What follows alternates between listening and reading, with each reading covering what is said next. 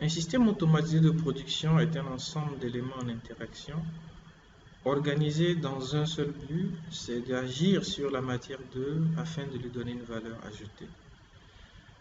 Cette valeur ajoutée peut être par exemple le jus que l'on extrait d'un fruit. Dans la vidéo de démonstration, vous avez dû voir certainement qu'il y a des pièces qui étaient déplacées d'un point vers un autre. C'est de la valeur ajoutée. Cela ne peut se faire que grâce à certaines contraintes. Ces contraintes peuvent être multiples. Ça peut être des contraintes énergétiques, ça peut être des contraintes de configuration, de réglage et bien d'autres types de contraintes. Un système automatisé de production est constitué de trois grandes parties. La première partie étant la partie commande. La deuxième partie d'un système automatisé de production, c'est la partie opérative. Il y a une troisième partie qui s'est rajoutée de nos jours, c'est la partie relation. Sans oublier que la partie commande elle-même, avec l'évolution de la technologie, permet la communication avec d'autres systèmes. Voyons à présent de quoi est constituée chaque partie. La partie commande donne des ordres à la partie opérative. Ces ordres issus de la partie commande, qui elle-même est la partie intelligente du système, va émettre des ordres en direction des préactionneurs. Aujourd'hui, avec l'avancée de la technologie, la communication entre la partie commande et d'autres équipements est possible. Deuxième partie que nous allons voir, c'est la partie opérative. La partie opérative, c'est elle qui est en contact avec la matière d'œuvre. C'est elle qui agit sur la matière d'œuvre afin de lui donner sa valeur ajoutée.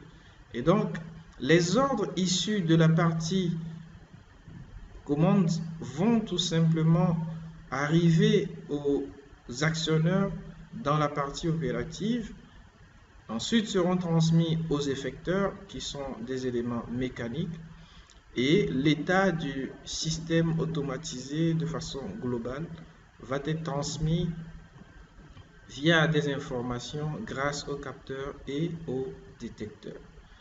Pour ce qui est des actionneurs, on citera entre autres des moteurs, des vérins et tout autre type d'actionneurs qui peuvent être commandés ou qui peuvent recevoir des ordres. Il faut noter que les ordres émis par la partie commande en direction de la partie opérative peuvent arriver directement aux actionneurs si la source d'énergie le permet. Sinon, les actionneurs seront précédés de préactionneurs. La troisième partie d'un système automatisé est la partie relation qui a pour rôle de dialoguer avec le système automatisé. Dans ce cas de figure, il y aura des comptes rendus qui seront envoyés vers la partie relation qui est sous forme de IHM. IHM, c'est interface homme-machine. Et ce dialogue va se faire entre l'opérateur et le système automatisé de façon globale. Aujourd'hui, avec l'avancée de la technologie, les IHM se présentent désormais sous forme d'écrans tactiles qui peuvent représenter de façon globale une installation ou un système automatisé.